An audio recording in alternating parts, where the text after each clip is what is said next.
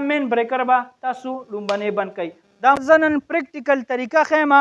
دا طریقه به تاسو کوئ چې کله ستاسو سولر پلیټ ګنده شي به تاسو په کومه طریقه باندې صفا کوئ. ولې چې دې ډېر زیات نقصانات وکړو د صفایي په دې دوران کې.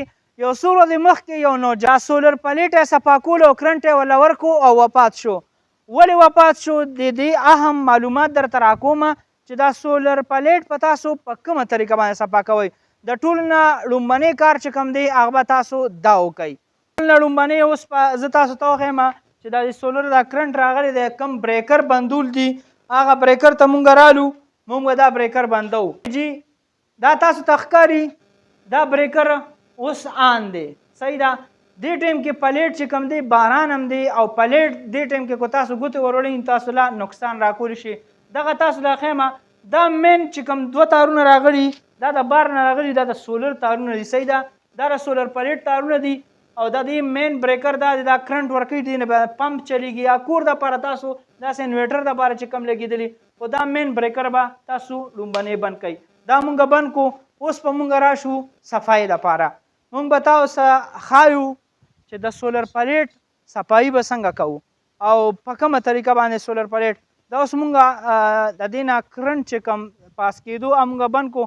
ولې چې د سولر پلیټ کرنټ ډېر زیات خطرناک دي. دا ډي سي کرنټ دی او دا ډي سي کرنټ چې کوم دی که نه دا سیده رواني. صحیح ده. د بجلی دا کرنټ چې کمي دا داسې رواني. دا درته پریکټیکل طریقې ښیم ښه هغه انګلیش الفاظ هم درته نه وایم. دا درته ساده الفاظو کې وایم چې بجلی کرنټ کو تا قابو هم کړي نه تا پرېښوي شي خو عادي کرنټ کو ته قابو کې نو بیا دې نه پرېږدي. دا دې ټایم کې د باران موسم هم دی خو که تاسو د سولر صفایي کوئ د ټول نه بهترین ټایم دا دی چې تاسو د سهار لمونځ نه وروستو صفایي وکړئ چې نور نی راختي. ولې چې په هغه ټایم کې په سولر پلیټ چې کوم دی د کرنټ نی قابو کړي نو دا تاسو په اسانه باندې صفا کولی شئ. یې خو د ماښام نه وروستو صفا کوئ. دا ګورئ جي د سولر پلیټ او بیا کو تاسو په نور کې هم چې ته ضرورت راشي مثال کے طور پر چانه هیر شوي به ما سولر ګنده دي کرنټ نه ورکوي بجلی نه پاس کوي او نور کې ډېر زیات ضرورت شي نو وچه کپړه به راوالی او په دې حساب باندې انخلا او دا دې ټایم کې کرنټ هم نه کوي. صحیح ده.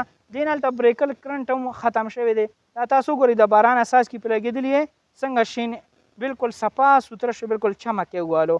په دې طریقې باندې به تاسو دا خپل سولر چې صفا کوي نو دې کرنټ هم سیوا شي او فایده سیوا شي. دا تاسو له ښکاري په دې طریقه څنګه چې موږ ته د مخکې ورځو کې یو انجینیر صاحب انجینیر رضوان صاحب ووی چې بھئی دا پلیټونو کې چې کوم دا لکیر راغلي دا کرنټ دی. صحیح ده.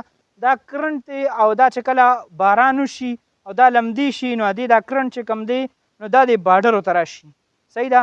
دې باډرو ته چې دا کرنټ راشي نو دا بیا د پریم ته کرنټ ورولي لګېدلي دې کې دا کرنټ خور شي نو ښکته ځمکې ته چې کله ځمکه لاندې اوبه وله راغلي نو هغه ځمکه ټوله شاټ شي نو هغه بیا تاسو ته نقصان درکولی شي. سوشل میډیا باندې یو خبر چلېدو چې یو ځوان د سولر پلیټ کرنټ نه وفات شو. نو بی دا احتیاط به کوئ. احتیاط دپاره څه ضرورت دی موږ تاسو ته ووي چې تاسو به د ټول نه مخکې بریکر بند کوئ. د بریکر نه بعد به تاسو راشئ بیا به په وچه کپړه باندې چې په نور کې صفا کوئ په وچه کپړه به سولر پلیټ صفا کوئ. ور زیاتره بهترین ټایم دا دی چې تاسو یا سحر یا ماسخوتن کې خپل سولر پلیټ صفا کوئ تاسو ته به کرنټ بهترین درکوي. نو دغه یو څو احتیاطي خبرې وې او چې کم ملګرو صفایي کوي نو دې طریقې باندې لازمي عمل وکړئ.